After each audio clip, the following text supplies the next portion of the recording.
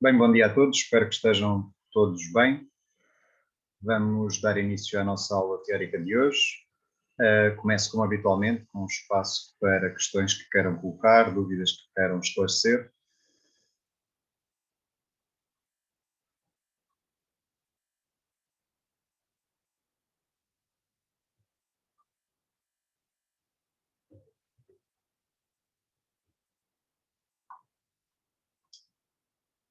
Relembro que é já no próximo dia 2 de abril, a data limite para poderem submeter esta vossa primeira avaliação, análise de vídeo, em que terão de entregar uma análise de uma situação de jogo da Liga dos Campeões ou da Liga Europa de 2021. Terão de entregar então este formato de vídeo com o máximo de 3 minutos com esta análise da situação que vocês escolheram. Pergunto se alguém tem alguma dúvida que queira colocar, alguma questão que queira esclarecer.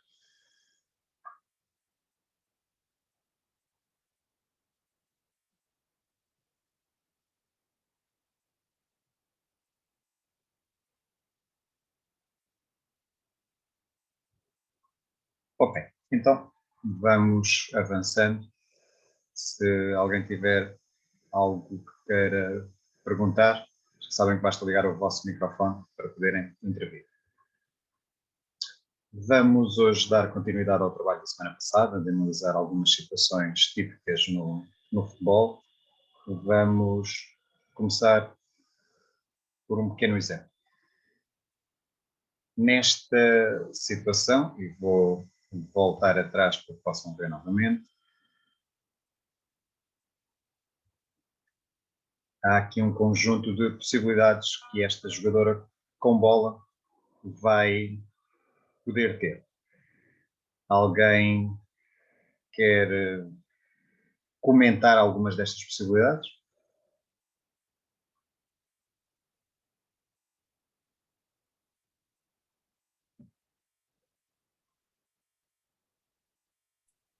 Bom dia, professor. Olá, bom dia, Rodrigo.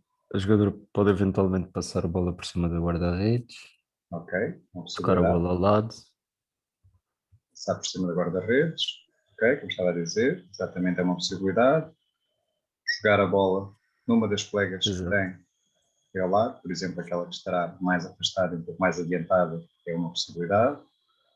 Eventualmente, outra possibilidade pode ser fazer um passo mais junto ao guarda-redes para esta colega que está ligeiramente mais próxima poder também intervir e finalizar. Obrigado, Rodrigo. Mais alguém quer sugerir alguma possibilidade? Tentar fintar a guarda-redes pelo lado de cá Por da exemplo, câmara. ok, Rodrigo, é outra possibilidade. Tentar fintar guarda-redes pelo lado de cá. Mais alguém que quer equacionar outra possibilidade? Não? Ok. Como é que esta jogadora poderia, entre estas diferentes possibilidades, escolher a mais favorável? O que é que ela deverá ter em conta para tomar esta decisão?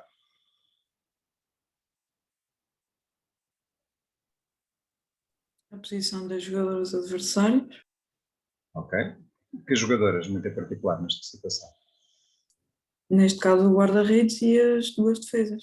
Ok? Sim, guarda-redes, que é aquela que está à sua frente, que será a jogadora adversária mais próxima da baliza, que permitirá contrariar mais diretamente o gol, digamos assim. Depois as outras duas defensoras mais próximas que estão a recuperar também correndo na direção da baliza, ok? E como é que em função deste posicionamento destas adversárias, a jogadora que vai receber a bola pode tomar uma opção daquelas que preferimos ou eventualmente outra? Por exemplo, se as jogadoras estiverem mais perto das colegas de equipa, vai ser mais difícil colocar lá a bola sem ser interceptável. Porquê, Raquel? Porque o tempo de ação é mais ou menos idêntico. Isto quer dizer então que quando nós consideramos o tempo que a bola pode demorar a chegar a uma colega de equipa, por exemplo, se esse tempo for maior ou igual ao tempo das jogadoras defensoras, quer dizer que a defesa teria vantagem e que então essa não seria uma possibilidade viável, é isso? Sim. Ok, muito bem. Outros aspectos que devem ser tidos em conta para esta tomada de decisão? A posição que ela se encontra no campo e a distância em relação à baliza, por exemplo. O que é, Rodrigo? Consegue concretizar? Especificando um pouco mais essa ideia? Se ela estiver mais longe, se calhar vai ter que aplicar mais força na bola para o tempo do remate ser inferior ao da guarda-redes ou de uma defesa que vai cortar a bola. Ou seja, no fundo, está a dizer o tempo da bola a chegar à baliza terá de ser inferior ao tempo dos adversários, poderem interceptar. Quer dizer que para ela aumentar ou diminuir esse tempo, desculpe, teria de aumentar a velocidade da bola, é isso? Se estiver mais longe, sim. Quanto mais longe estiver, mais velocidade na bola tem que dar. Sim, senão a bola pode demorar mais tempo a percorrer esse mesmo espaço. Não é? No fundo, nós sabemos que o tempo depende essencialmente de duas variáveis, ou do espaço que a bola tem de percorrer, ou da velocidade a que percorre esse espaço. Naturalmente, se o espaço a percorrer pela bola for relativamente significativo, quer isso dizer que então é necessário aumentar a velocidade da bola para que o tempo não seja muito grande e dê possibilidades acrescidas à defesa de poder interceptar essa bola. Ok, Rodrigo? Obrigado. Outros aspectos que devem ser tidos em conta?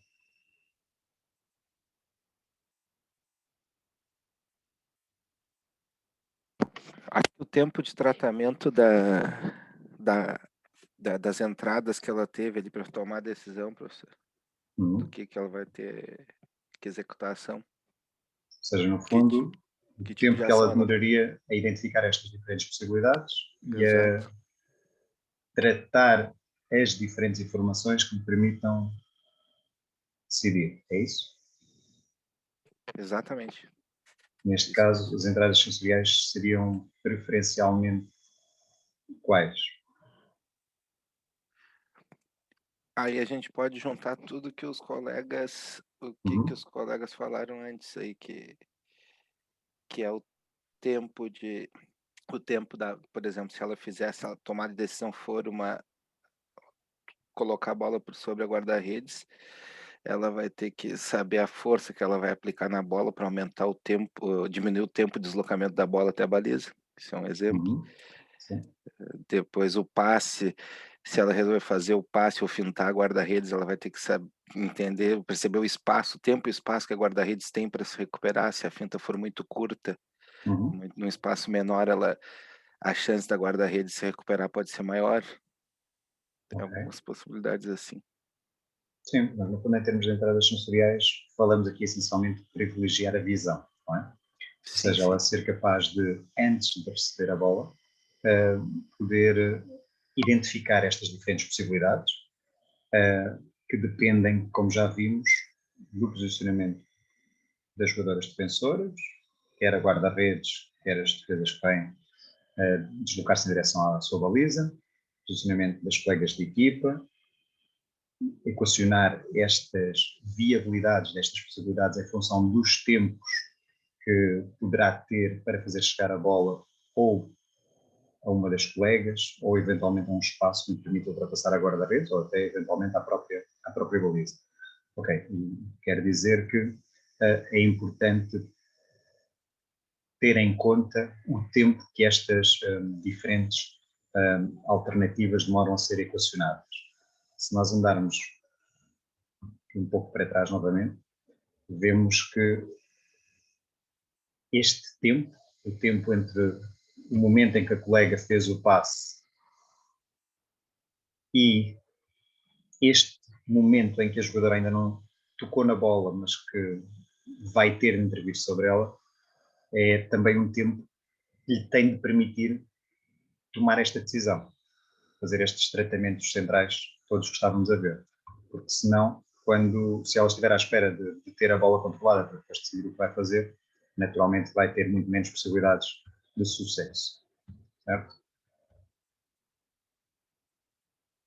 Que outro aspecto é muito importante para a tomada de decisão desta jogadora, nesta situação?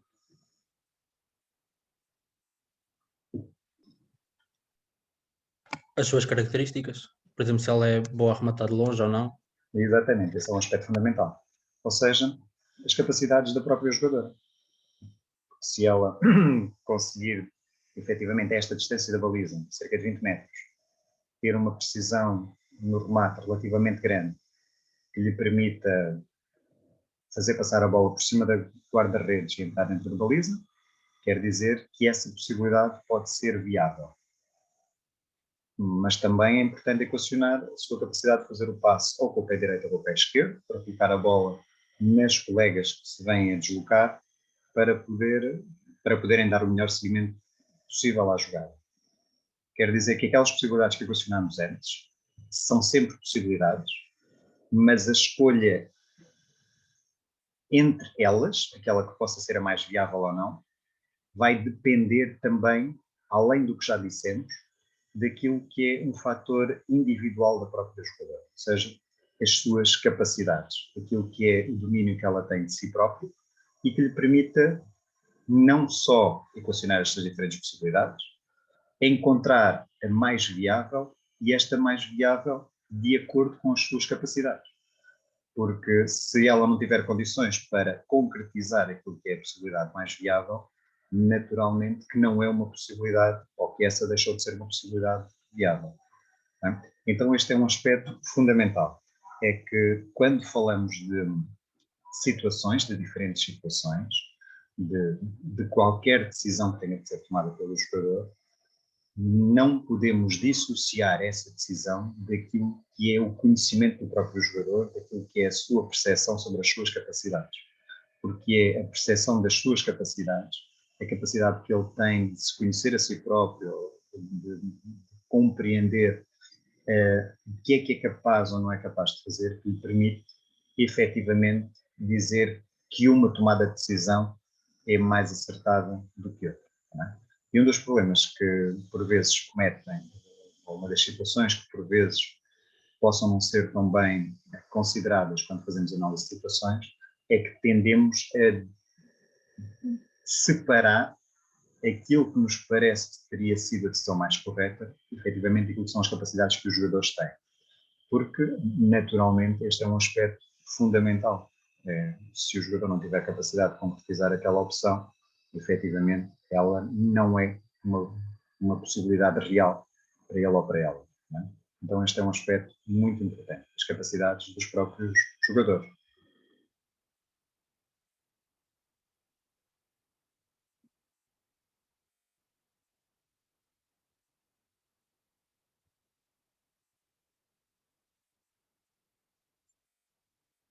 E o que vemos aqui mostra um pouco isso, que é as diferentes possibilidades que equacionamos talvez tenham sido diferentes daquilo que realmente aconteceu, porque a jogadora terá tido outro tipo de equacionar de possibilidades face àquilo que é a percepção das suas condições, das suas possibilidades. Naturalmente que há outros fatores que também terão em conta também serão importantes considerar nestas tomadas de decisão. Se vocês repararem o tempo de jogo, o jogo está já no final, já ultrapassa os 90 minutos, e se repararem o resultado, é um resultado de 7-0, quer dizer que há aqui uma margem relativamente confortável que permite também à jogadora, neste caso, poder assumir riscos de forma distinta do que se o resultado tivesse 0-0 e esta fosse a última oportunidade da equipa para poder finalizar. Tá bem? Então, estas são todas situações que devem ser consideradas no momento do tratamento central, da tomada de decisão e, inclusivamente, quando fazemos uma análise de uma situação. Porque, de facto, as possibilidades só o são em função de todo este conjunto de fatores que estivemos a falar e que salientámos muito em particular neste último momento. Não é? Voltando à nossa análise de situações estudo de situações típicas, podemos olhar agora para a finta no futebol. No fundo, uma finta no futebol tem envolvida toda esta complexidade que falámos há pouco. De uma forma muito simplificada, uma finta é uma relação de tempos entre jogadores que se opõem, um com bola e outro sem bola, em que quem tem bola procura ganhar vantagem para ultrapassar quem não tem bola. A forma como se procura ultrapassar quem não tem bola. E por isso também começarmos por aqui, por este vídeo desta situação, depende de diversos fatores, de diversas condicionantes. Uma das principais é as capacidades dos próprios jogadores. Não é? Mais uma vez, é importante não ignorarmos que sendo a finta esta relação de tempos entre o jogador que finta e o jogador que procura interceptar a bola ou que defende, é fundamental não olharmos apenas para o tempo de deslocamento da bola, nem sequer para as saídas motoras de quem defende ou de quem faz a finta, mas considerarmos mais uma vez as entradas sensoriais e o tratamento central. Recordo a este propósito aquele vídeo que já vimos em aulas anteriores daquele programa do Cristiano Ronaldo Testado ao Limite, onde especificamente na situação de finta se notam diferenças muito evidentes entre aquilo que é a informação que é recolhida pelo Cristiano Ronaldo, em que em termos de entradas sensoriais ele privilegia nitidamente a visão e muito em particular a relação centro de massa, base de apoio do defensor e os espaços que são ou que estão disponíveis à sua volta. Não é? Por isso, mais uma vez, este aspecto das entradas sensoriais é essencial para que o tratamento central, a tomada de decisão possa ser a mais ajustada possível e depois a saída motora possa permitir efetivamente um controle de bola e a ultrapassagem do adversário sem bola.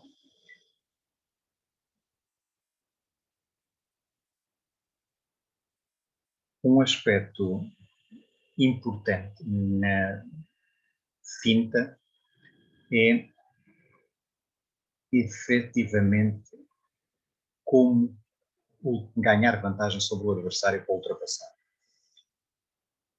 Porque se de facto a finta é uma relação entre dois jogadores, um com bola procura ultrapassar o que não tem bola, é importante percebermos que o jogador com bola tem de conseguir fazer um conjunto de coisas para poder ter sucesso.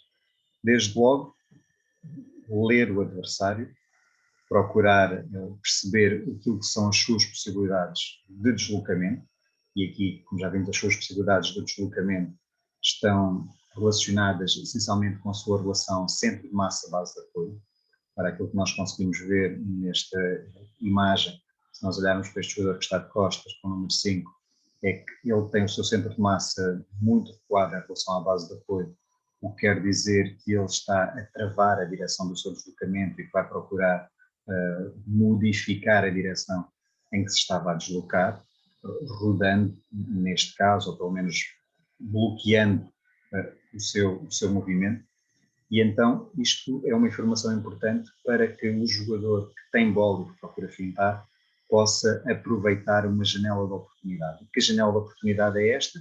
É precisamente uma alteração no movimento, na ação do jogador defensor, em que neste momento em que o jogador defensor está a travar o seu movimento para modificar a direção do seu deslocamento, este é um momento para o jogador com bola poder modificar também a sua trajetória, modificar a sua corrida, no fundo, poder aproveitar e ultrapassar o defensor. Agora, para isso, naturalmente, ele precisa ter preparado a ação seguinte, ou seja, antecipar esta reação do defensor para que quando ele tem esta ação, ele possa ter a capacidade de modificar a sua trajetória ou a sua colocação da bola. Se voltarmos aqui novamente atrás à situação, reparamos que o momento em que, de facto, há aqui a mudança de direção também do jogador com bola.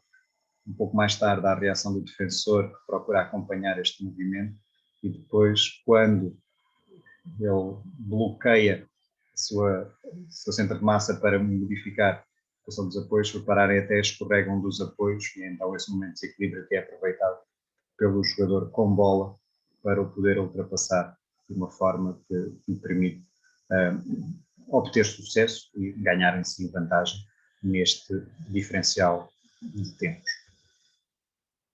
Por outro lado, quem defende uma situação de finta deve ter o cuidado de não ficar à espera da bola para reagir. Isto é, se estiver apenas centrado na bola, naquilo que vai ser a trajetória desta bola, vai ficar em desvantagem, como já vimos anteriormente.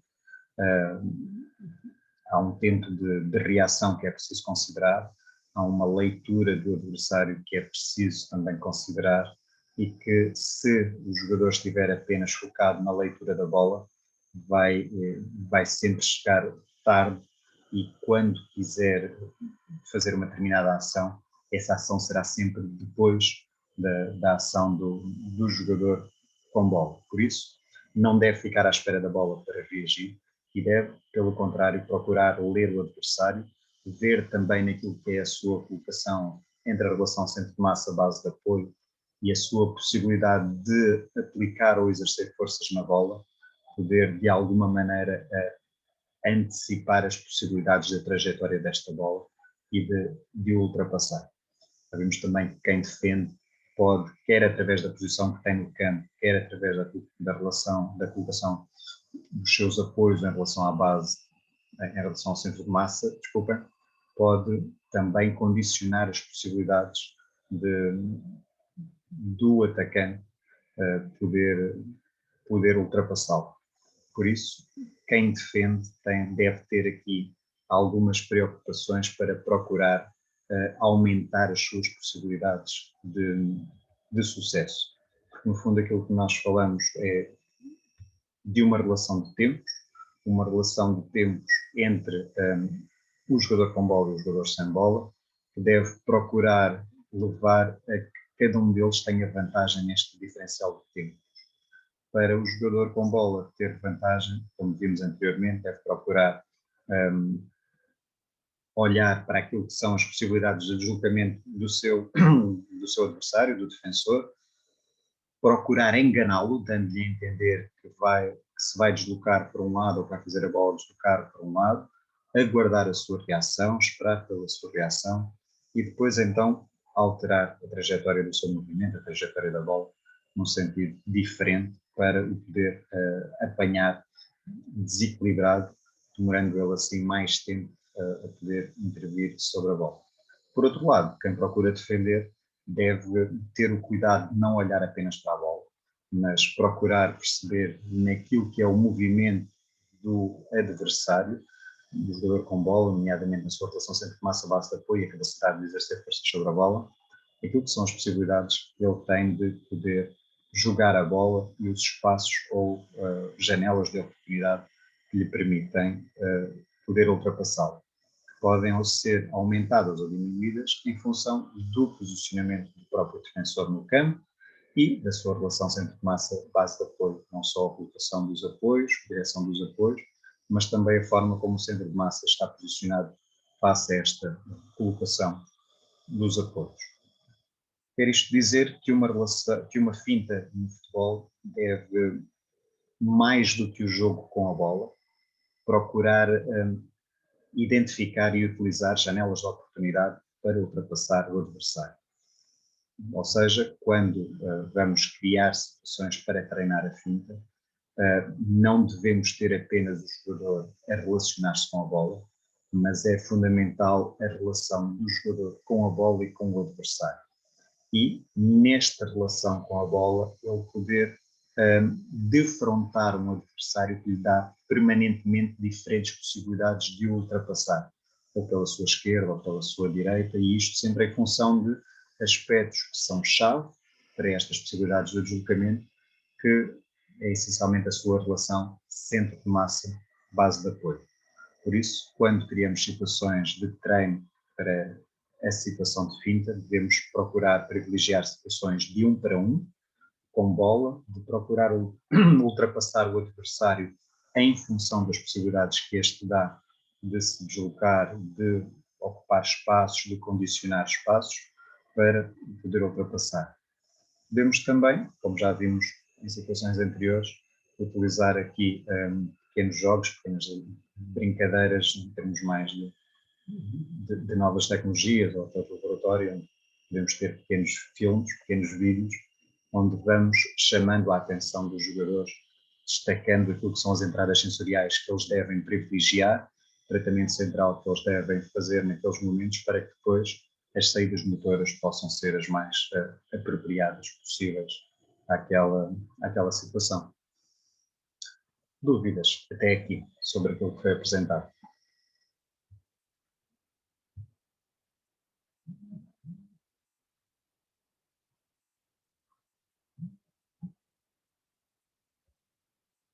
Não? Ficou claro para todos sobre os aspectos principais a considerar numa finta e aquilo que devem ser as preocupações?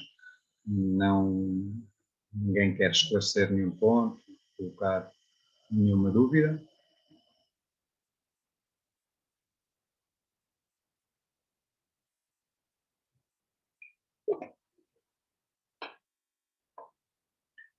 Professor, Sim, Camila, bom dia. bom dia.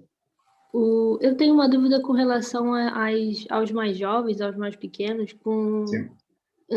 na hora de ensinar essa questão da leitura do oponente, né? Uhum. Por exemplo, aqui a gente entende essa questão do centro de massa, distribuição do corpo, para onde olha, a finta, isso e aquilo, mas para os mais pequenos, como é que faria essa aula, assim? Daria essa instrução? Mesmo para idades mais baixas, quando falo de idades mais baixas, vamos considerar 4, 5 anos, 6 anos, eles conseguem entender perfeitamente estas noções e estes termos. Se nós falarmos de relação entre a base de apoio, e dissermos que a base de apoio são essencialmente os seus pés, e o centro de massa, de uma forma simplificada, pode ser a sua bacia, eles vão entender que estas são duas partes-chave do corpo que nos permitem deslocar, que nos permitem exercer forças sobre a bola. Então nós podemos fazer pequenas brincadeiras com eles, em que eles possam, através de diferentes posições do centro de massa em relação à base de apoio, procurar entender esta relação e as dificuldades que podem ter em manipular estas relações. Por exemplo, você pode ter uma brincadeira de 2 jogadores, 2 meninos que estão frente a frente, um com bola e outro sem bola, em que pode dizer ao que tem bola que ele só pode ultrapassar o defensor pela direita deste, pelo lado direito deste. Só se passar pelo lado direito deste é que consegue marcar golo. Se passar pela esquerda não marca golo, por exemplo. E isto vai fazê-lo olhar para aquilo que é o lado direito do adversário e, naturalmente, nas primeiras vezes ele vai ter alguma dificuldade em o poder ultrapassar por esse lado. Quer dizer que quando ele tem a dificuldade, quando eles têm estas dificuldades, é o momento para nós podermos intervir. E ao intervir pode começar a realçar estas questões, que é chamar a atenção, olha, onde é que ele tem os pés colocados, onde é que ele tem a bacia, tem a bacia mais em cima do pé direito ou do pé esquerdo? Se estiver mais em cima do pé direito, que possibilidades é que tu tens? É mais fácil ou é mais difícil? E depois até pode fazer a brincadeira que é condicionar. Por exemplo, o defensor só se pode deslocar em cima de uma linha, e ele só se pode deslocar ao longo dessa linha, deslocando-se lateralmente, e pode pedir-lhe até para ele se colocar no lado direito dessa linha, e com o peso em cima do seu pé direito. E dá a indicação ao outro menino com bola para ele se colocar no outro lado. E, no fundo, ver quem é que é o mais rápido a deslocar-se de um sítio até ao outro, para poder ultrapassar. E ir chamando a atenção depois ao menino que tem bola, que não é indiferente a colocação do centro de massa do adversário, porque se ele estiver mais do lado esquerdo ou o peso em cima do apoio esquerdo, as possibilidades são diferentes do que se ele estiver no seu lado direito com o peso em cima do seu lado direito.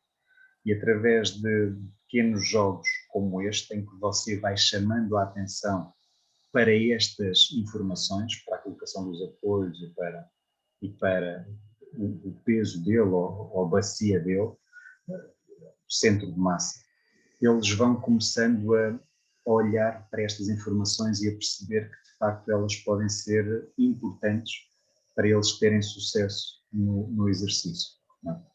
Uma das coisas que creio que muitas vezes nos cria alguma angústia é que nós pensamos que quando lidamos com crianças destas idades mais baixas, que elas têm algumas dificuldades de aprendizagem ou de compreensão. Não há nada de mais falso do que isto. Estas idades mais baixas, a partir dos 4, 5 anos, 6 anos,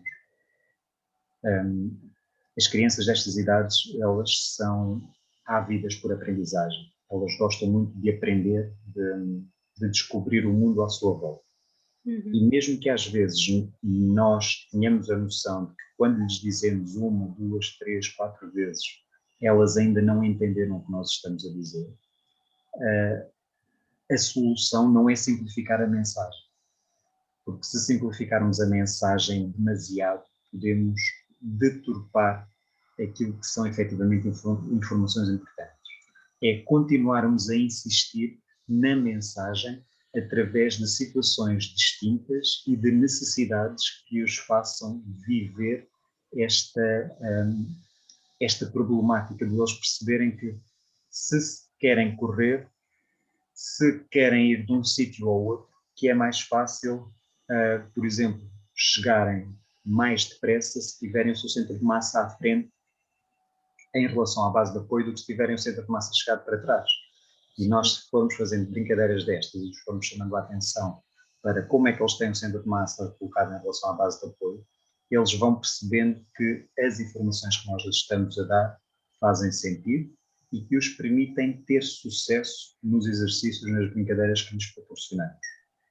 E até podemos utilizar a linguagem, que é a linguagem correta, vamos chamar perfeitamente relação centro de massa base de apoio, porque eles têm a capacidade para entender esta linguagem, para a dominar e para a utilizar. Vocês terão a noção de que meninos e meninas com 4, 5 anos, 6 anos, eles sabem nomes muito mais esquisitos de dinossauros, de super-heróis, e não têm problemas nenhuns em utilizá-los. Por isso também não vejo que seja nada problemático. Eles não vejo e não é. De facto, a experiência mostra isso. Não é nada complexo para eles saberem o que é a relação centro de massa base de apoio e poderem utilizar esta simples terminologia que os vai ajudar muito no momento em que eles precisam de recolher informações para aumentar as possibilidades de ser bem-sucedidos. Sim. Por isso, creio que a grande diferença nestas idades, em termos de intervenção, passa muito pelas brincadeiras que vamos fazendo, que devem ser coisas relativamente divertidas, em que eles possam, numa fase inicial, mesmo não tendo sucesso, sentir a necessidade de terem a nossa ajuda para poder ter sucesso. E nessa nossa ajuda, então, é o momento para nós realçarmos as entradas sensoriais que eles devem fazer, as informações que eles devem recolher. Se me perguntar, quando trabalhamos uma situação de finta com crianças de 4, 5 anos, se o maior problema muitas vezes não é a bola. Efetivamente o problema é a bola. Eles nestas idades não conseguem ter ainda um controle muito grande sobre a bola. Principalmente até porque muitas vezes a bola é desproporcional, é relativamente grande ou pesada para aquilo que são as suas capacidades. Mas mesmo que seja uma bola ajustada às suas capacidades, eles não terão, a maioria dos meninos e das meninas destas idades, uma capacidade muito coordenada para controlar a bola. Ora, o que podem fazer, em vez de eles terem a bola no pé, é meter a bola na mão, por exemplo. Por isso é que às vezes aqueles jogos ou com bola na mão ou do próprio futebol humano em que nem sequer há bola, pode ser muito importante porque no fundo permite-nos trabalhar essencialmente aquilo que são as entradas sensoriais e os tratamentos centrais, que com o evoluir do tempo, com o evoluir da aprendizagem, depois, quando eles conseguirem ter um domínio de bola um pouco mais aprimorado, lhes facilitará muito mais a vida em termos de sucesso nesta situação de fim. Sim. Faz sentido, Camila? Faz sim, professor. Obrigada. Ora, essa. Eu que agradeço a questão. Obrigado. Outras dúvidas, questões que queiram colocar?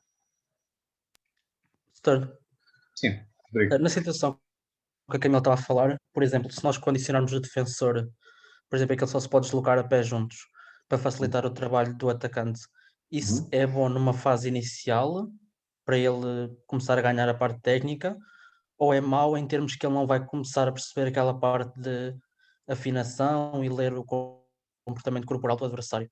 Porque não é uma situação normal, entre aspas. Você tem o defensor que se pode deslocar apenas a pé juntos, não é? Sim, por exemplo. Depende das idades. Se forem idades relativamente baixas e se não for durante muito tempo, acho que pode ser importante precisamente para fazer salientar esta necessidade de ambos, quer de quem tem a bola, quer de quem defende, estarem conscientes da importância da relação centro-massa base de apoio.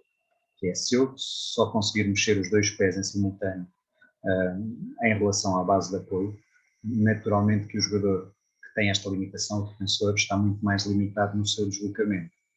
E isto vai fazê-lo sentir que, de facto, quando ele quer correr para a direita ou para a sua esquerda, é muito mais fácil fazer com os pés afastados. Porquê? Porque ele pode deslocar primeiro o centro de massa e depois a base de apoio. Se ele tiver com os pés juntos, naturalmente tem menos capacidade para deslocar o centro de massa e a própria base de apoio vai também ficar muito mais condicionada precisamente por causa desta limitação. Agora, o atacante com bola também vai entender isto.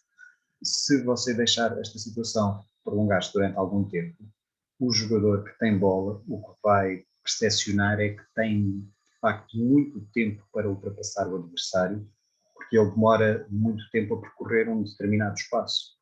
Então, ele vai descentrar as suas entradas sensoriais daquilo que poderia focar, seja da relação centro-massa-base de apoio do defensor, e vai passar a centrar-se mais na bola ou noutros aspectos que possam não ser relevantes.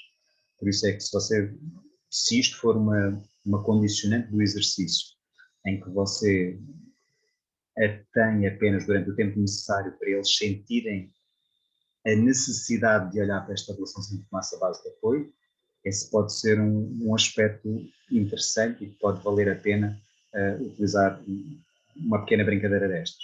Se você deixar exagerar e mantiver isto durante muito tempo, você acaba por tornar a situação prejudicial para ambos, quer para o defensor, que há de perder a motivação porque percebe que está completamente limitado nas suas possibilidades de deslocamento e há de ficar desmotivado e desinteressado do jogo, porque percebe poucas vezes já ter condições para roubar a bola ao atacante, quer por outro lado o atacante porque há de perceber que aquilo é demasiado fácil e que consegue, na maior parte das vezes, ultrapassar o defensor sem se preocupar muito, muito com ele.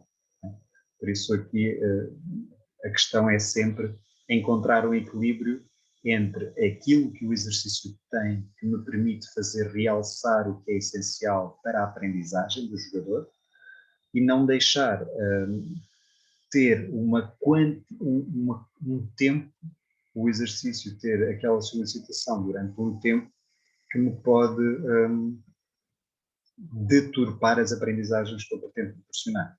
Se quiserem, tem a ver com uma questão que iremos abordar em aulas mais à frente, que tem a ver com a dosagem dos exercícios, que é se nós tivermos essa situação durante demasiado tempo, acaba por ter um efeito contrário, porque os jogadores acabam por se focar em outros aspectos que não são relevantes. Agora, podem permitir, por exemplo, ao defensor, quando tem de se deslocar para interceptar a bola do atacante, que ele não se possa deslocar sempre da mesma maneira.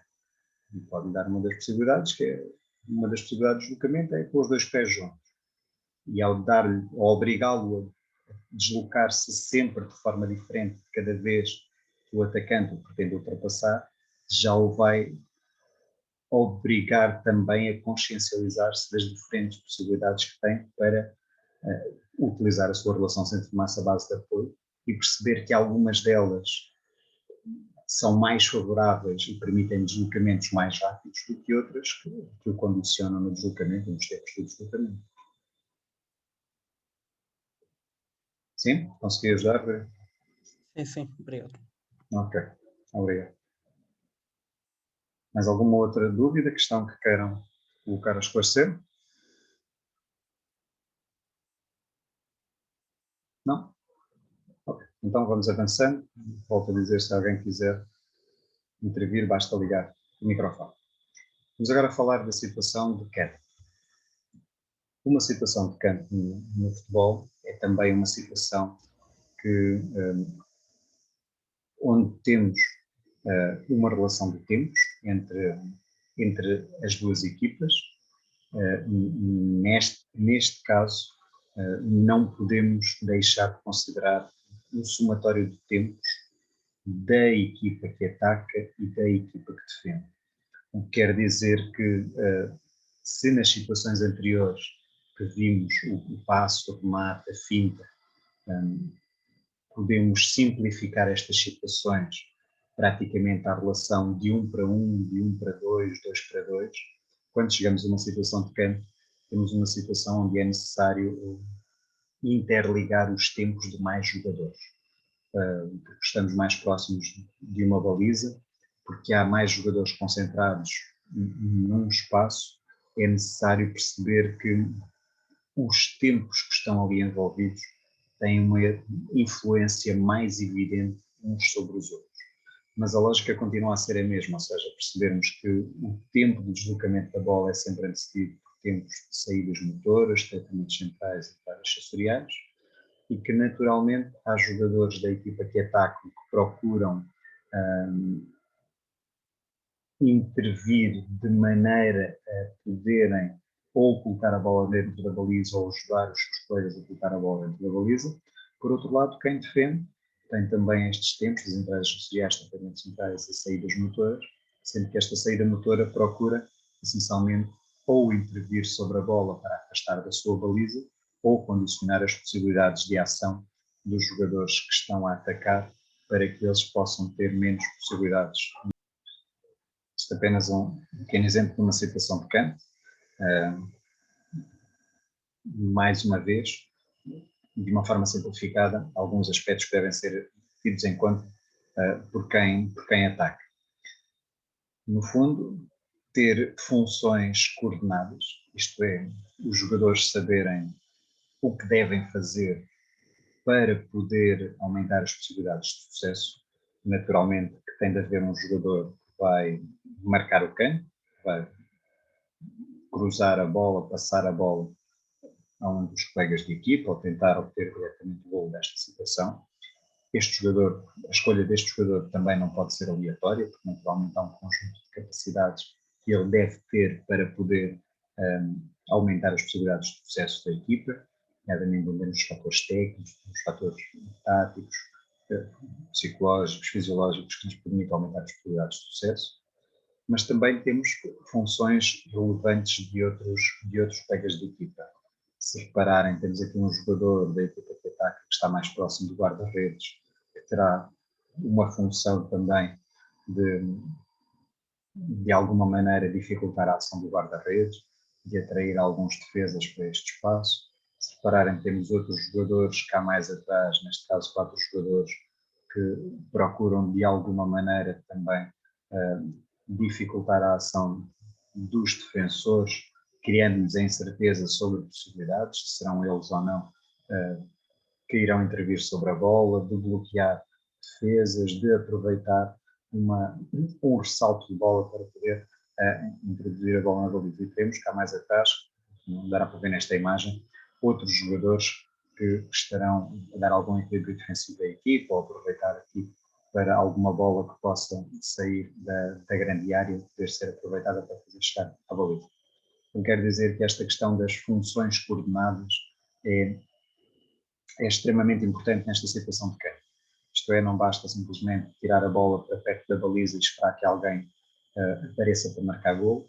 É preciso que cada jogador saiba o que fazer e, a seguir, optar pela estratégia mais adaptada, ao adversário em cada momento. Ou seja, porque o adversário não defenderá sempre da mesma maneira, não terá sempre o mesmo tipo de possibilidades, é importante perceber como é que, face àquele adversário, face às condições que ele nos dá, nós conseguimos encontrar uma opção que nos permita maiores possibilidades de sucesso. Isto tem a ver, por um lado, com o método de organização defensiva do adversário, que é que ele está a privilegiar, se uma defesa à zona, se uma defesa individual, se uma defesa mista, mas também pelas características e capacidades desse próprio adversário. Tem jogadores mais altos, tem jogadores que são mais fortes no jogo aéreo, tem, por outro lado, jogadores que são muito rápidos de recuperarem a bola e poderem sair no contra-ataque, aproveitar aquela situação para poder criar perigo caso recuperem a bola na nossa baliza. Quer dizer que esta escolha pela estratégia que nós vamos adotar na situação de campo, o tipo de campo que vamos operacionalizar, deve depender também daquilo que é a organização do adversário, as características do adversário em cada momento. Por outro lado, vamos perceber que esta situação deve, essencialmente, procurar criar oportunidades de remate.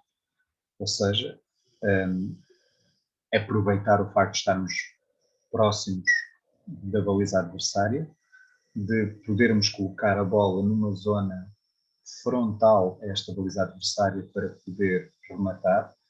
Importa então, que sejam criadas oportunidades de remate, diferentes alternativas, umas que sejam preferenciais, outras secundárias, mas que permitam em cada momento, por um lado, criar a incerteza, criar desequilíbrios na defesa que nos permitam depois aproveitar esses desequilíbrios para poder finalizar e tendo também, por outro, diferentes formas de poder alcançar este objetivo, caso a defesa se consiga reorganizar e contrariar as possibilidades que estávamos a procurar criar.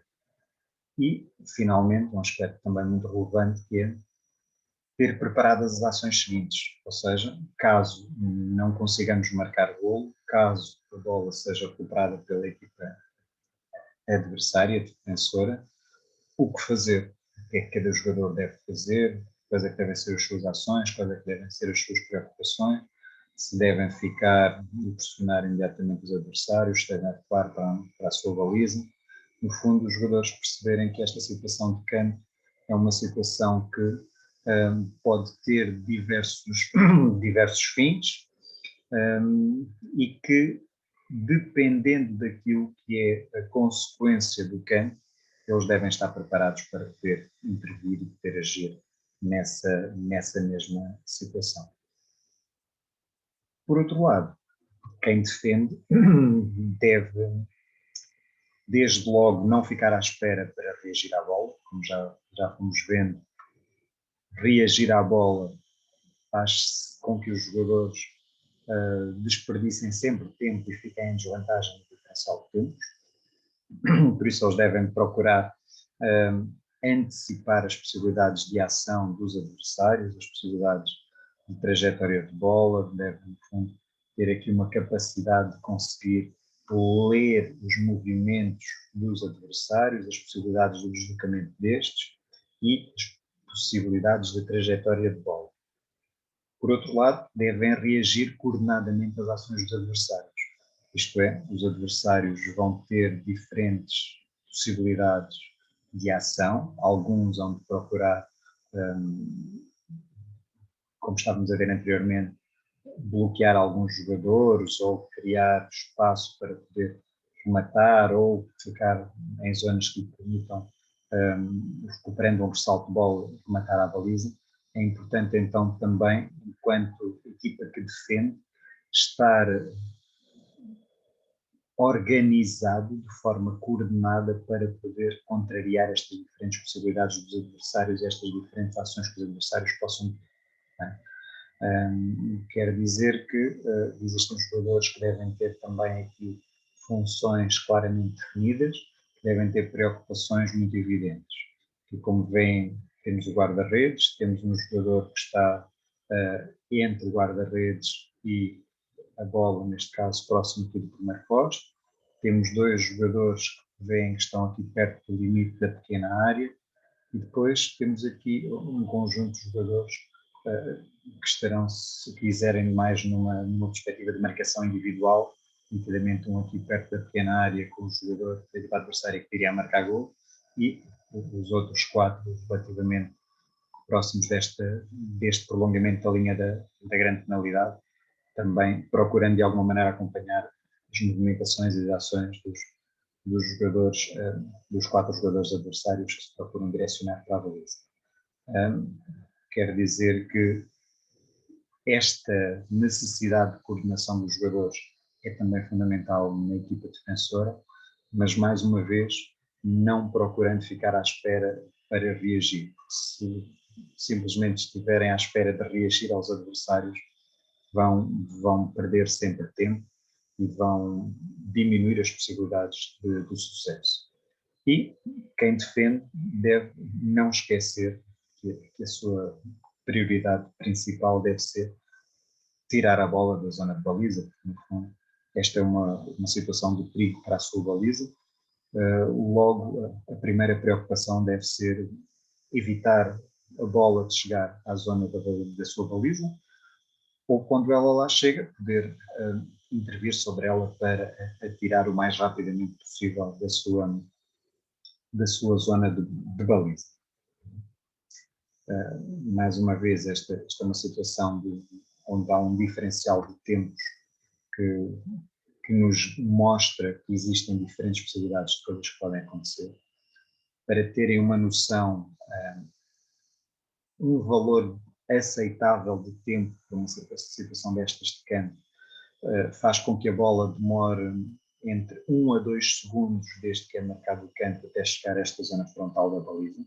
Quer dizer que este é um tempo que os jogadores têm para preparar os seus movimentos, ter as suas ações e eventualmente intervir sobre a bola, o que muitas vezes nos dá aqui muito tempo para os jogadores poderem fazer coisas, poderem movimentar-se, poderem estar na relação com os adversários, poderem criar mais ou menos dificuldades aos adversários e mais ou menos oportunidades aos seus colegas de equipa.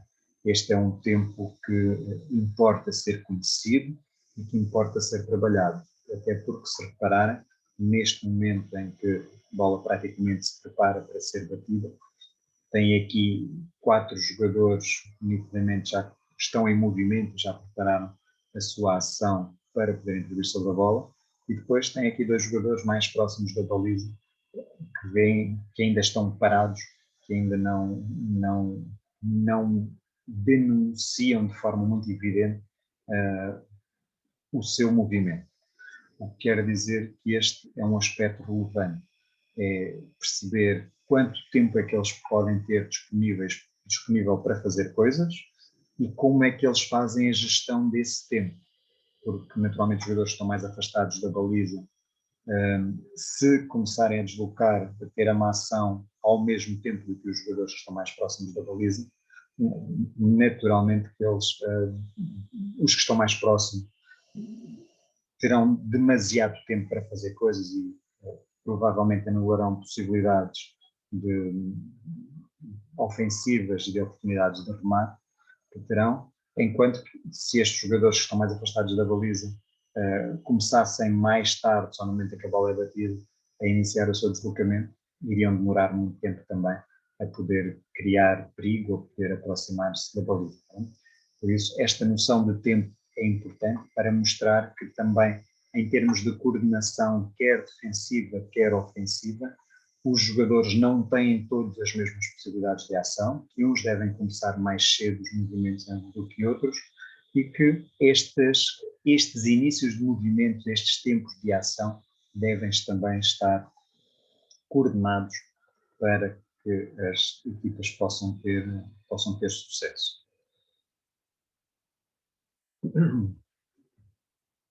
Assim, quando falamos do treino destas situações, do treino do campo, devemos procurar coordenar as funções dos diferentes jogadores, permitindo a exploração de cada situação e de adversário. Ou seja, tal como vimos anteriormente, mais do que simplesmente atirar a bola para a baliza, para a zona perto da baliza e ficar à espera que aconteça alguma coisa, devemos colocar o foco naquilo que é a coordenação de funções dos diferentes jogadores em função das possibilidades que os adversários nos dão em cada momento. Quer isto dizer que se nós soubermos que adversário vamos ter, como é que eles se organizam defensivamente, qual é que é o método defensivo que procuram privilegiar,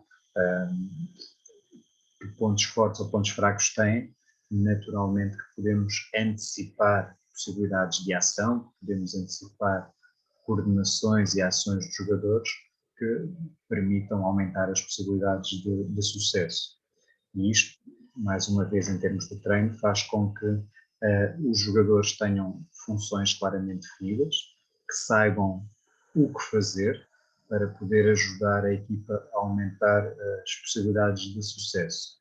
Por exemplo, se, à semelhança do que aconteceu neste vídeo que passámos anteriormente, se o objetivo for colocar a bola num jogador para ele poder finalizar e ser esse jogador que está mais próximo da baliza adversária, na pequena área, por exemplo, então importa ter outros colegas de equipa que o ajudem a ter sucesso nestas condições, quer bloqueando adversários diretos, quer impedindo outros adversários de poder intervir sobre a trajetória da bola, quer condicionando outros adversários para, caso a bola não seja recebida, poderem partir rapidamente para o contra-ataque.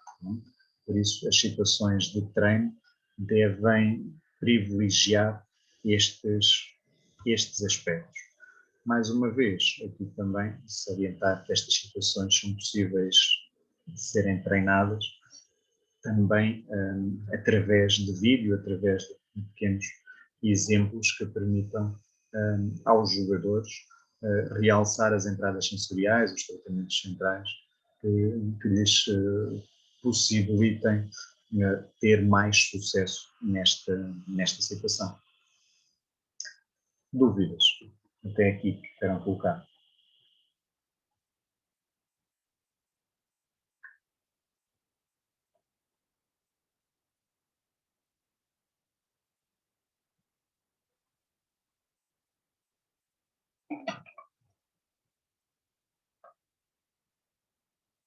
Estas situações de campo têm vindo a ser, nos últimos anos, treinadas com cada vez maior intencionalidade, precisamente fruto de algumas destas informações e de alguns destes aspectos que são cada vez mais valorizados. Esta questão das funções dos jogadores é extremamente importante e da sua coordenação, funções também dependentes das características dos próprios jogadores, das capacidades que eles têm, e por isso é que é fundamental cada vez mais as equipas poderem aproveitar estes momentos em que têm a possibilidade de colocar a bola perto da baliza adversária, aumentando assim as possibilidades de conseguirem marcar gol. Se alguém tem alguma dúvida, alguma questão, queira esclarecer? Não? Ok, então vamos avançando para outra situação. Situação do livre no futebol. De uma forma muito simplificada, existem dois tipos de livre no futebol, aquilo que se chamam os livres diretos ou os livres indiretos. A grande diferença entre eles é que dos livres diretos é possível obter diretamente gol.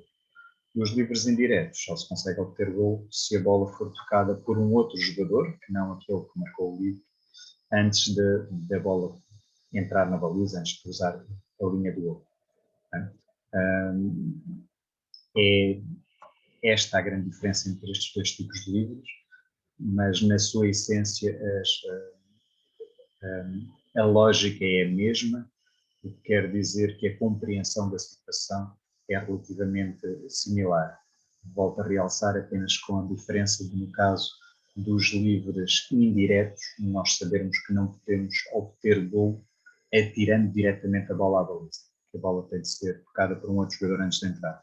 No caso dos livres diretos, existe sempre a possibilidade de não se rematar diretamente à baliza. Também? Por isso, para podermos entender esta situação de livre, da marcação, resulta da marcação de uma falta, de uma infração da equipa defensora, como situações relativamente similares em termos do seu funcionamento. Que mais uma vez, e à semelhança do que vimos para a situação de Cano, é uma situação onde a dinâmica da equipa, os tempos da equipa são fundamentais, e falamos aqui também de uma coordenação destes diferentes tempos, não apenas do tempo de deslocamento da bola, mas do tempo das saídas motoras dos jogadores, dos tratamentos centrais, das entradas sensoriais, dos jogadores da equipa atacante, em oposição aos tempos dos jogadores da equipa defensora, que são também tempos que envolvem entradas sensoriais, tratamentos centrais e saídas motoras. Aqui de destacar mais uma vez também que, considerando que há apenas uma bola, que naturalmente esta situação de livre implicará estar relativamente próximo de uma das balizas, que nem todos os jogadores, ou apenas um número muito limitado de jogadores vai poder intervir sobre a bola, mas que há aqui um conjunto de ações, de funções dos jogadores direto. Temos, por outro lado, aqui uma situação de livre indireto, em que, após o passe, há aqui uma rasteira que vos fiz na apresentação destas duas situações, em que vos disse que este é um livre indireto e que a anterior era um livre direto. Explicar porquê?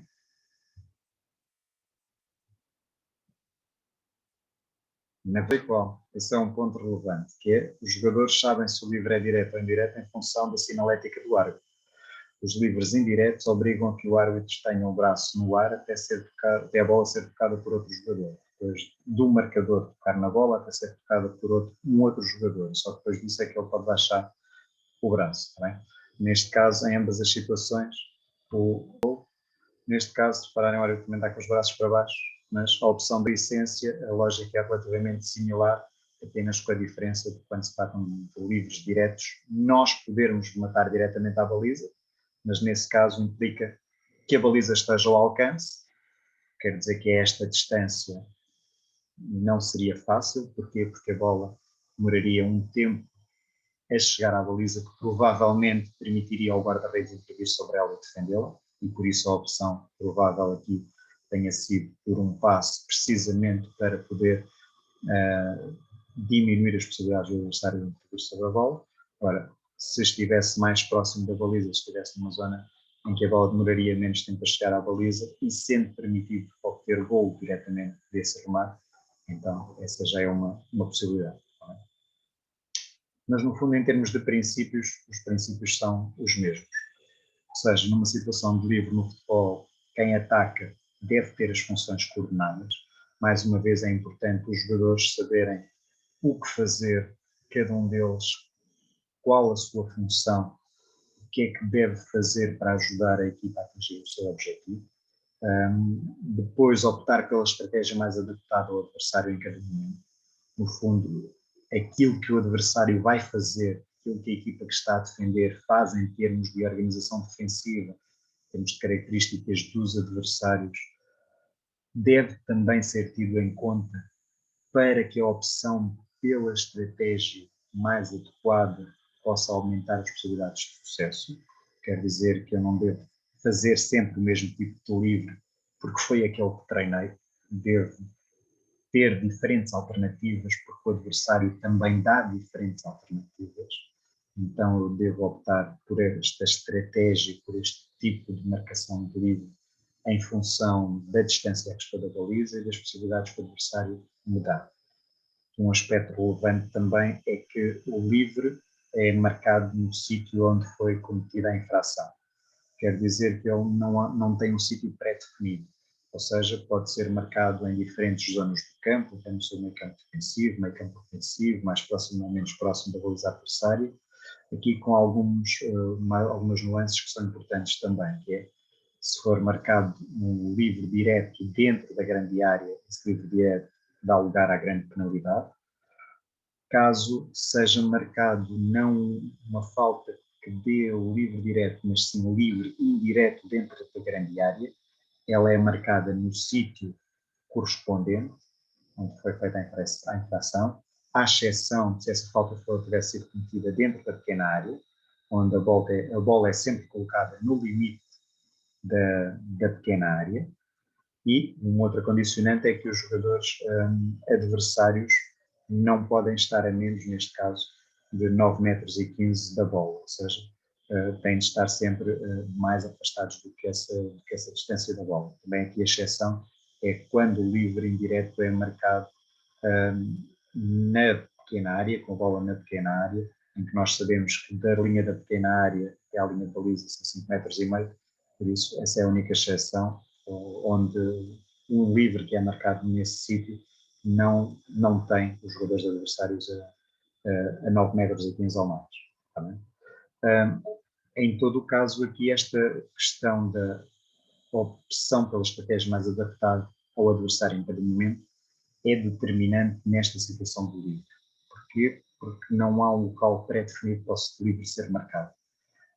Se no caso dos cantos nós sabemos que o canto é sempre marcado daquele sítio e que mesmo apesar de cada campo, de cada estádio ter dimensões diferentes e nós conseguimos antecipar as dimensões, ou seja, a distância que a bola vai ter de ser percorrida até um determinado sítio, no caso dos livres não é possível pré-definir estas distâncias, estes locais, estes espaços. Por isso aqui esta questão da opção pela estratégia mais adaptada ao adversário assume uma relevância ainda maior, porque naturalmente o adversário vai também organizar-se de forma distinta, dependendo do sítio onde é marcado o livre. Em todo o caso, a grande preocupação no livro para a equipa que ataca vai ser criar oportunidades de remate, ou seja, aproveitar para colocar a bola tão próximo quanto possível da baliza adversária para poder marcar gol, para poder finalizar e, não menos importante, ter preparadas as ações seguintes. Isto é, a bola pode não entrar na baliza, pode não cruzar a linha de fundo e, se a jogada prosseguir, cada um dos jogadores tem de saber o que fazer. Cada um dos jogadores tem de saber como intervir no seguimento da jogada para o caso da equipa adversária recuperar a bola ou da bola ficar mesmo na posse da nossa equipa sem ter conseguido alcançar o gol. Por isso, na preparação destas situações, no treino destas situações de livre, é importante também equacionar as ações dos jogadores no seguimento da marcação do livre. Ou seja, não ficar apenas a ver se vai dar gol ou não, mas saber o que fazer, saber como intervir, dependendo daquilo que possa ser a jogada seguinte, que possa ser a ação seguinte. Por outro lado, quem defende deve ter também um conjunto de preocupações, começando desde logo por não ficar à espera para reagir à bola. Este é um aspecto também relevante, como já vimos. Se ficar à espera para reagir ou à bola ou à ação dos adversários, na maior parte das situações vão perder tempo, vão ficar em desvantagem. Devem procurar reagir coordenadamente às ações dos adversários, ou seja, também de uma forma coletiva e com uma organização coletiva é importante agir para limitar possibilidades de ação, possibilidades de remate da equipa adversária.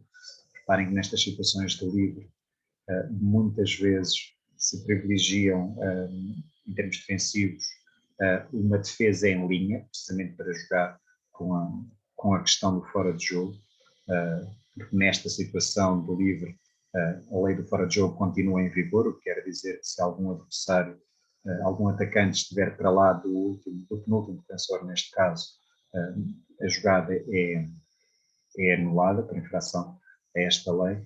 Então há aqui esta preocupação com a coordenação defensiva dos jogadores, que pode passar por jogar com esta questão da lei do fora de jogo, mas pode e deve também essencialmente passar por ter funções que permitam minimizar ou dificultar as ações dos adversários que lhes permitam fazer chegar a bola à baliza. Quer dizer que podem optar por defender individualmente alguns jogadores ou por uma defesa à zona através de uma preocupação maior com a ocupação dos espaços, ou uma defesa mista que no fundo faça aqui a ligação entre estas duas, entre momentos de defesa à zona e outros momentos de defesa individual. Aqui a grande função, mais uma vez, a grande preocupação da equipa defensora deverá ser tirar a bola da zona da baliza e, se possível, iniciar rapidamente a ação seguinte. Ou seja, conseguindo intervir sobre a bola, evitar que ela se aproxime da nossa baliza, que possa ser obtido o gol e, se possível, iniciar rapidamente o ataque à baliza adversária. Muitas vezes, quando se consegue recuperar a bola nestas situações, é possível criar situações ou de contra-ataque ou de ataque rápido e obter assim vantagem também para poder obter o golo na baliza adversária. Se repararem, as equipas adversárias normalmente, quando estão a atacar nestas situações relativamente próximas da baliza adversária, têm um número significativo de jogadores nessa zona, e se a bola for recuperada pela equipa que estava a defender e se estes forem relativamente rápidos a iniciar o seu ataque, podem criar também bastante perigo através desta recuperação de bola. Aqui, mais uma vez, fundamental esta relação de tempos, perceber que também nem todos os jogadores têm de iniciar as suas ações ao mesmo tempo.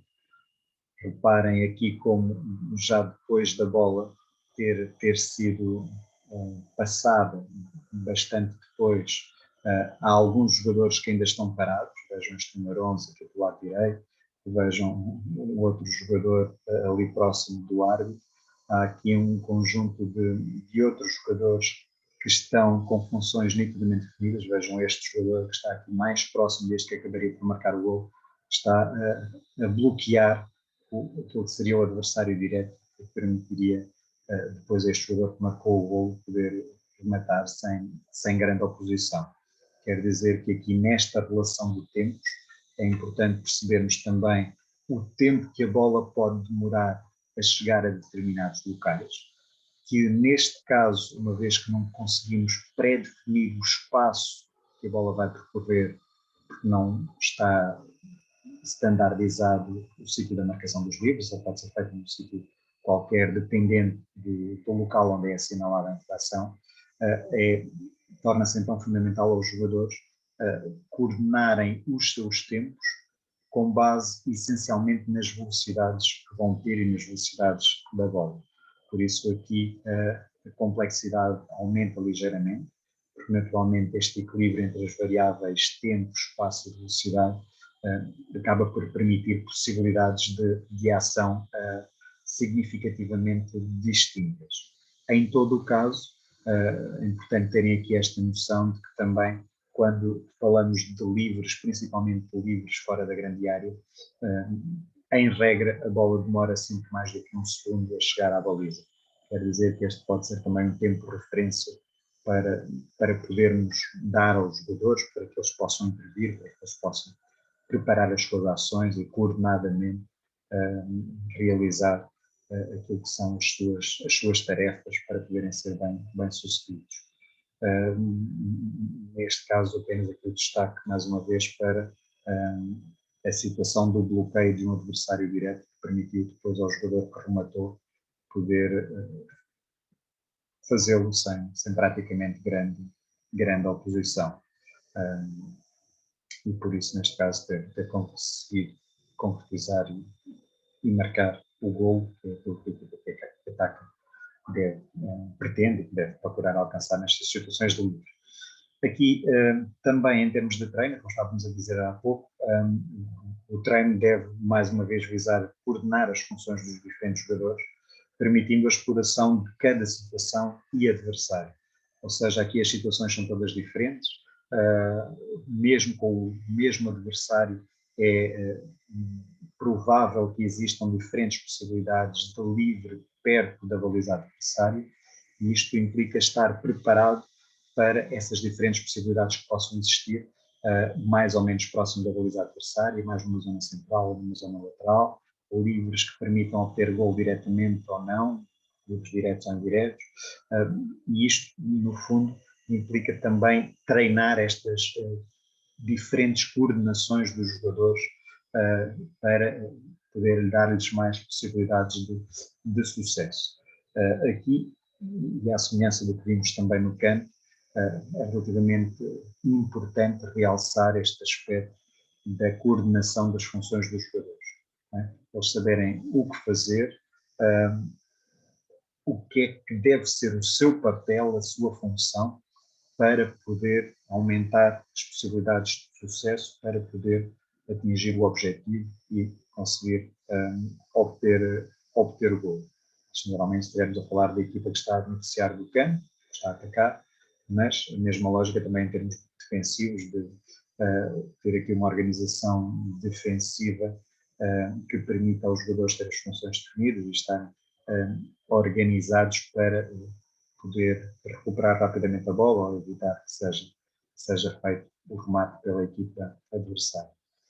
Mais uma vez, realçar que também é possível treinar estas situações fora do campo, é possível os jogadores terem informações para poderem trabalhar as centrais sensoriais, os tratamentos centrais essencialmente, em outros momentos, até nos seus momentos de descanso, em que podem ter pequenos vídeos, pequenas situações para analisar, nomeadamente dos adversários que vão encontrar, da forma como estes se costumam organizar, daquilo que são as preferências que têm em termos de marcação ou de execução deste tipo de situações. Dúvidas que queiram esclarecer sobre estas situações de livro?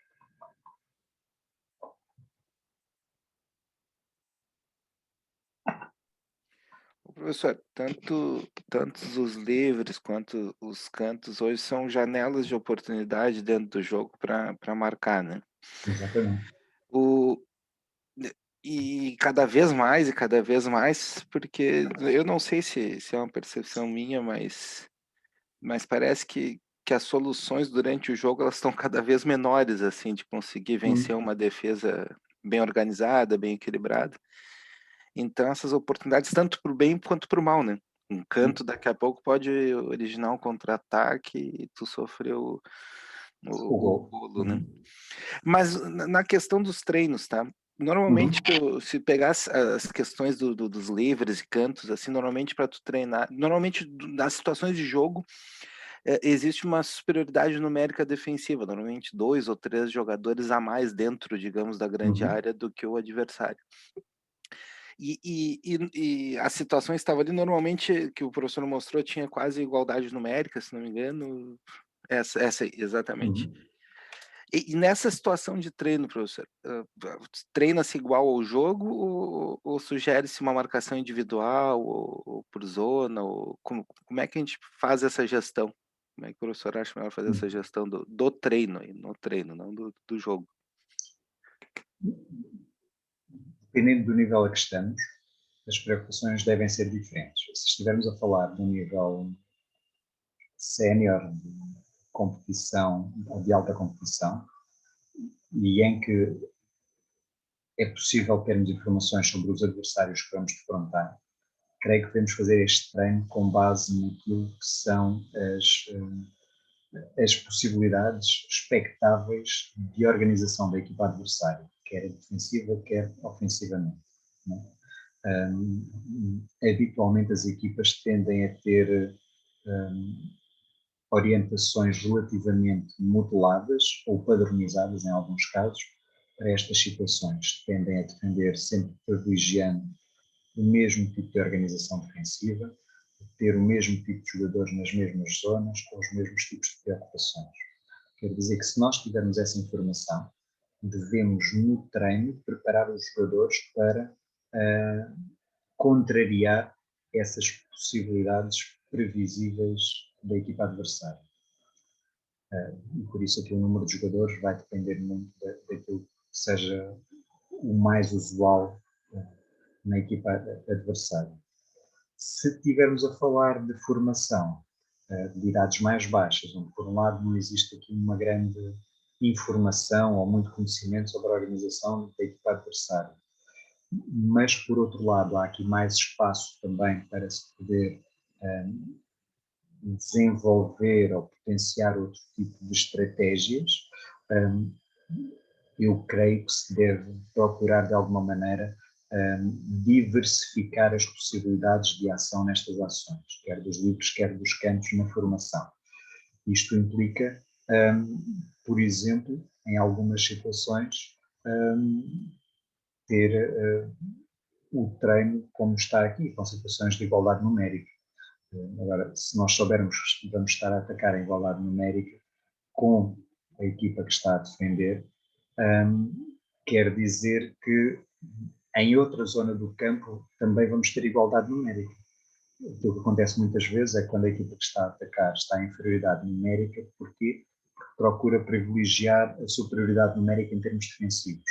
Se tivermos um livre nesta zona, é normal nós termos pelo menos 2 ou 3 defensores, 2 ou 3 jogadores da equipa que estão a atacar, que estão a beneficiar do livre, na sua linha de meio campo, e ter 1 ou 2 atacantes no máximo lá, mas ter sempre mais um defensor do que um atacante. Isto é o normal, é aquilo que habitualmente nós vemos, precisamente por conta dos princípios gerais do jogo que falámos em aulas anteriores. Não? Devemos usar a inferioridade numérica, evitar a igualdade e procurar a superioridade numérica. Mas estas situações podem ser exploradas de forma distinta. Imagino que efetivamente você quer ter, em termos de ataque, igualdade numérica, ou pelo menos não uma diferença tão grande, face à equipa contrária. Isto pode querer dizer que você abdique de ter superioridade no meio campo face à equipa que está a defender. Vai correr mais riscos, é provável, mas pode também aumentar as possibilidades do seu sucesso. Agora vai depender do momento de jogo. Por isso é que estas situações de treino devem ser também trabalhadas em contextos distintos, ou seja, as equipas devem ter a noção, creio eu, de que não é igual beneficiar de um livre quando o jogo começou há 5 minutos e está 0-0, ou beneficiar de um livre quando aquele é a última oportunidade do jogo e precisamos de marcar um gol. Ainda há poucos dias víamos aí numa outra competição estrangeira um guarda-redes que tinha ido à baliza adversária, creio que numa situação de campo, e tinha acabado por marcar o gol. Quer dizer que também estas situações têm soluções diferentes, podem ter uma estratégia diferente, também em função do tempo de jogo e do resultado do jogo. Ora, quer dizer que isto deve ser também treinado de forma consciente e intencional. Aquilo que creio que ainda vai acontecer muitas vezes, apesar de cada vez menos, é as equipas não valorizarem tanto o treino destas situações quanto deveriam. Elas acabam ainda de uma maneira quase uniforme por ser trabalhadas nos últimos dias antes da competição, praticamente no último dia de treino ou na véspera da competição, e em que ali durante meia hora se fazem algumas situações de treino que se espera que depois possam resultar em gol no dia de jogo. Ora, estas situações podem e devem ser trabalhadas durante toda a semana, durante todos os treinos. Basta que sempre que exista a possibilidade de uma equipa beneficiar de uma situação em que a equipa adversária cometeu uma infração, em vez de no treino o treinador mandar a bola seguir ou dar a bola ao adversário ou ao guarda-redes para começar a partir dali, pode simplesmente fazer o jogo começar através precisamente da marcação de um livre. Se naquela situação, se aproveitar para chamar a atenção para a coordenação das funções dos jogadores, para aquilo que eles devem ou não devem fazer, aquilo que devem ser as suas preocupações, vamos estar a aumentar o tempo de treino destas situações e a possibilidade que os jogadores vão ter para poderem coordenar as suas ações. Esta situação aqui, até se reparar, tem 6 jogadores a defender e tem 7 a atacar. Precisamente, muitas vezes podemos fazer situações destas, em que às vezes estamos a fazer um jogo reduzido, 6 contra 6, ou 7 contra 7, ou 8 contra 8. E muitas vezes nestes jogos reduzidos ignoramos as situações de livros ou de cantos. Agora, se nós pudermos aproveitar mesmo esses momentos para trabalhar estas situações, acabamos por aumentar aquilo que é a possibilidade dos nossos jogadores de poderem ter sucesso nestas mesmas situações.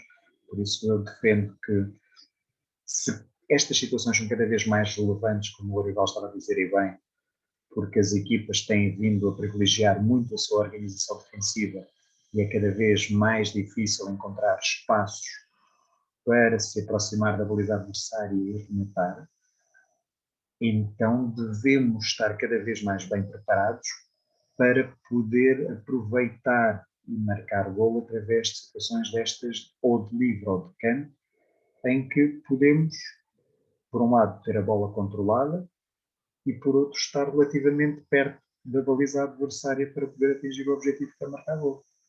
Ainda assim, os dados que nós temos hoje disponíveis mostram-nos que, em média, naturalmente as médias têm sempre os problemas de serem médias, são precisas mais do que 10 situações de bola parada para se marcar um gol. Quer dizer que ainda há muito trabalho aí para ser feito pelas equipas em termos de treino, para se poder aumentar a eficácia neste tipo de situações. É nesse ponto, professor, nesse ponto que eu ia chegar, da questão de vamos pegar cantos, tá? Num jogo normal, daqui a pouco gira em torno de 9 a 11 cantos por jogo. Sim. Seriam 9 a 11 oportunidades, né, teóricas, e ainda tem jogos que acabam 0-0, que é praticamente inexplicável, no meu ponto de vista. E aí tu pega faltas, os livres próximos à área também, em torno de 6 a 8, e não são aproveitados. E somar, teoricamente, são quase 20 oportunidades, né, de criar alguma situação diferente para o sucesso da equipe.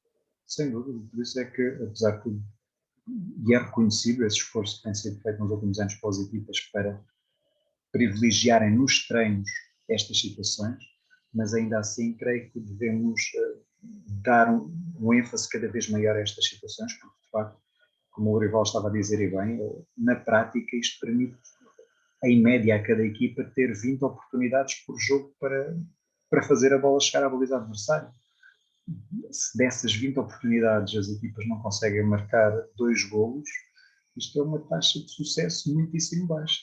Mesmo 2 golos em 20 oportunidades dava uma taxa de eficácia de 10%, o que é extremamente baixo. Não é? Agora, há aqui muito espaço para melhorar, principalmente em termos ofensivos, porque de facto, se em termos defensivos as equipas também conseguem ter algum sucesso, fruto de uma organização defensiva que tende a ser transversal, quer às situações de jogo corrido, chamamos-lhe assim, quer estas situações de bola parada, em termos ofensivos, naturalmente que há uma distinção maior entre aquilo que é uma situação de jogo corrido e aquilo que é uma situação de livre ou de canto. Porquê? Porque se numa situação de jogo corrido, normalmente há uma intervenção de 2, 3, no máximo 4 jogadores ofensivos. Em termos de situação de bola parada, de livre ou de canto, nós não temos apenas 3 ou 4 jogadores envolvidos, normalmente temos 6, 7, 8, 9, às vezes até 10 jogadores envolvidos.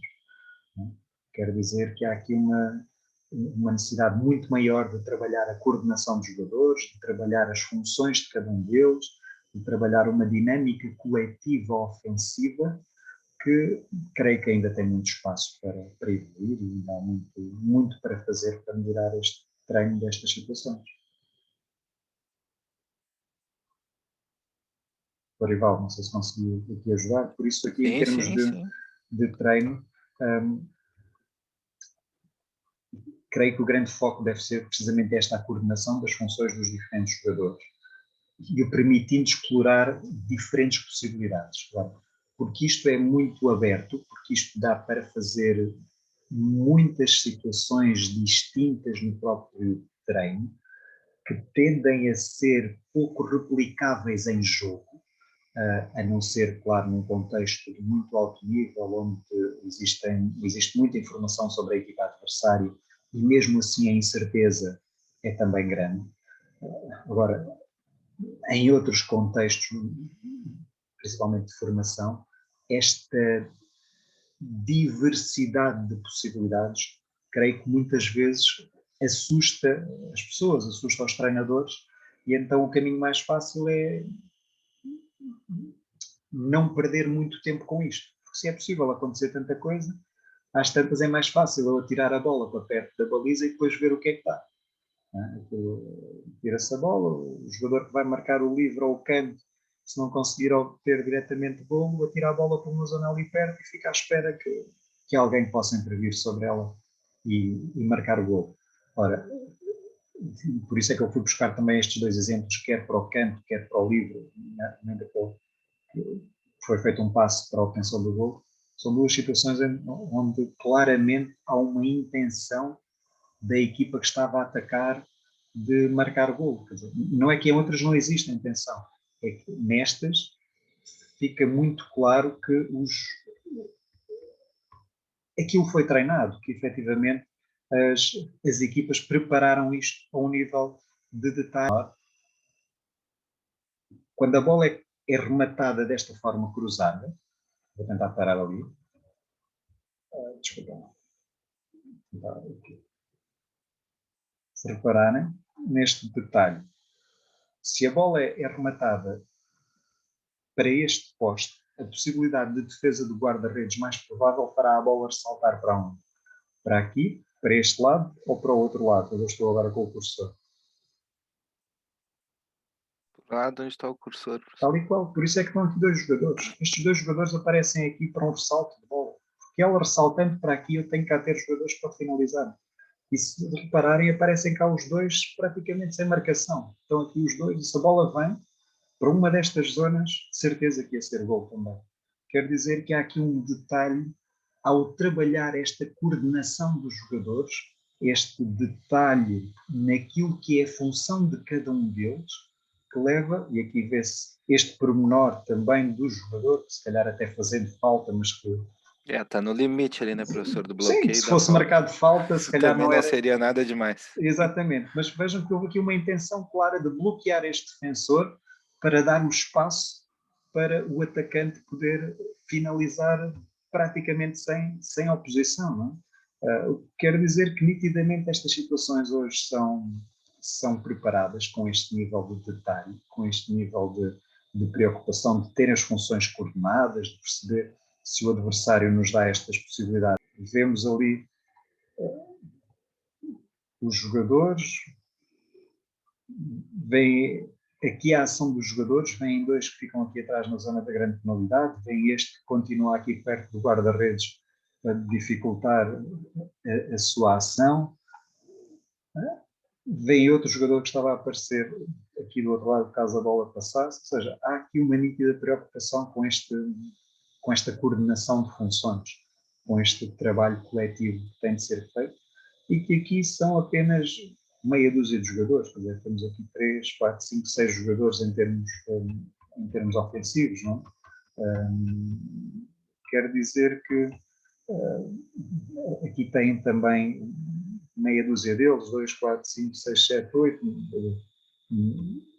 temos mais jogadores para coordenar, quer dizer que há aqui uma dificuldade acrescida na coordenação destas funções dos diferentes jogadores, mas este trabalho é possível ser feito.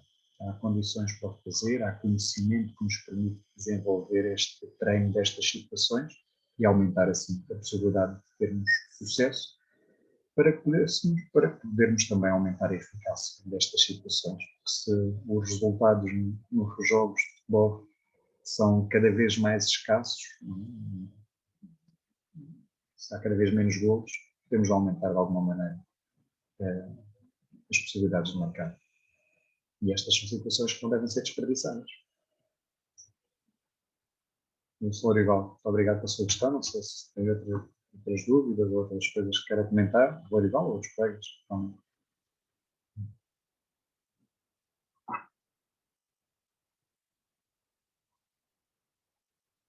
Professor, por exemplo, os cantos diretos, podemos considerar falha do guarda-redes? Claro, acaba por ser sempre falha do guarda-redes, lógico, mas podemos ter em conta também o jogador que vai bater o canto, a perspicácia dele para conseguir ver que o guarda-redes está mal posicionado, eventualmente? Não será um problema de mau posicionamento do guarda-redes. O que nós temos em termos de tempos é que, mesmo numa situação destas, de canto, em que é rematada a bola diretamente à baliza, a bola dificilmente demora menos do que 1,5 segundo a chegar à baliza.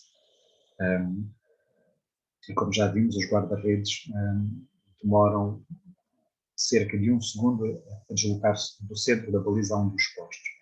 Quer dizer que mesmo só, se o guarda-redes estiver mesmo só focado na bola, ele ainda consegue ter tempo para evitar o golo a uma situação destas de canto. A grande questão que por vezes contribui para esta obtenção do golo através desta situação de canto direto é o guarda-redes estar bloqueado nos seus movimentos. Quer dizer que a equipa que está a atacar, para além de ter o jogador que vai marcar o canto, que tem esta capacidade de remate com uma grande precisão que lhe permite colocar uma bola a 40 ou 50 metros dentro da baliza, tem de ter ainda outros jogadores que condicionem as ações dos adversários para poder perturbar a sua intervenção sobre a bola, nomeadamente sobre o guarda-redes ou sobre outros defensores. Em regra, as equipas costumam meter sempre um defensor junto ao posto mais próximo do sítio onde é marcado o canto. Por isso, eu creio que quando essas situações acontecem é porque terá havido mérito da equipa atacante que terá perturbado a ação do guarda-redes e também dos defensores. A questão passa muito por o guarda-redes perceber que naquela ação vai ter o seu movimento condicionado pelos adversários e encontrar forma de rapidamente deixar de estar condicionado por esse movimento. Se ele estiver parado no meio da baliza ou ligeiramente atrás, como eles gostam de estar, e estar aos saltinhos e estar virado, não sei, muitas vezes até ligeiramente de lado, e só depois disto é que se lembra que tem um adversário dele à frente, naturalmente que aquilo não vai correr bem. Aquela situação que vimos ali do campo do United, onde estava um jogador praticamente na zona da ação do guarda-redes, muitas vezes é o suficiente para fazer o guarda-redes ficar um pouco mais inibido nos seus movimentos, na sua ação, e aquilo que seria uma situação relativamente fácil, e até com bastante tempo o guarda-redes podia intervir sobre a bola, pode fazer com que ele perca essa vantagem que tem. Por isso, pode não ser apenas incompetência do guarda-redes, também é, mas pode ser também mérito da equipa atacante, nomeadamente nesta questão de ter as funções definidas e de perceber, ok, vai-se marcar um canto diretamente para obter gol, então eu tenho que ter outros jogadores que vão bloquear, neste caso, a ação do guarda-redes e de outros defensores. Ok, obrigado. Não, obrigado eu, Pedro. Mais dúvidas, questões que querem colocar?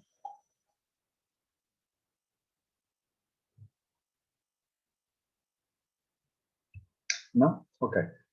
Tem aqui alguma bibliografia, depois onde podem aprofundar o conhecimento sobre estas situações, está bem? Aquilo que eu proponho para a próxima aula de teórico-prática, de amanhã ou de quinta-feira, para o turno 3, é que vocês possam analisar, escolher uma situação de finta, de campo ou de livre no futebol e possam fazer a análise utilizando algumas das ferramentas e dos conteúdos que temos vindo a abordar até o momento.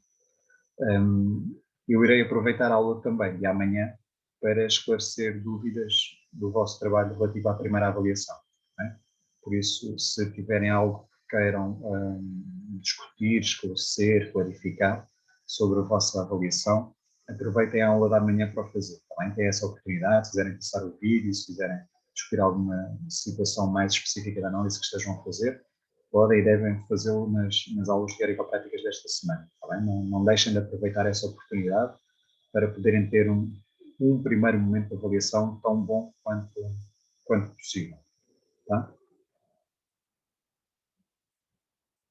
Para a próxima aula teórica, que será após a Páscoa, não será dia 5, dia 5 não temos aulas, será depois na segunda-feira seguinte. Eu depois irei colocar esta informação também no Moodle. Peço-vos que tenham aqui praticamente 2 semanas, que vocês possam pesquisar um pouco sobre diversos métodos de treino no futebol, identificando autores, características, vantagens e desvantagens desses métodos de treino no futebol. Então, começamos a entrar aqui mais nesta parte da intervenção propriamente dita e podermos explorar esta parte mais operativa, chamamos assim. Volto a dizer, eu depois irei colocar esta informação também no Moodle, mas fica já aqui a informação de um trabalho para poderem ir fazendo a seguir. Dúvidas, questões que queiram colocar?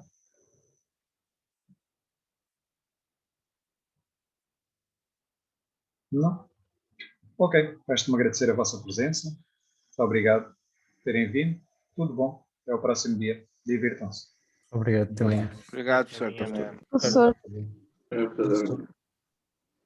Será que dá para marcar uma reunião para a tarde com o nosso grupo?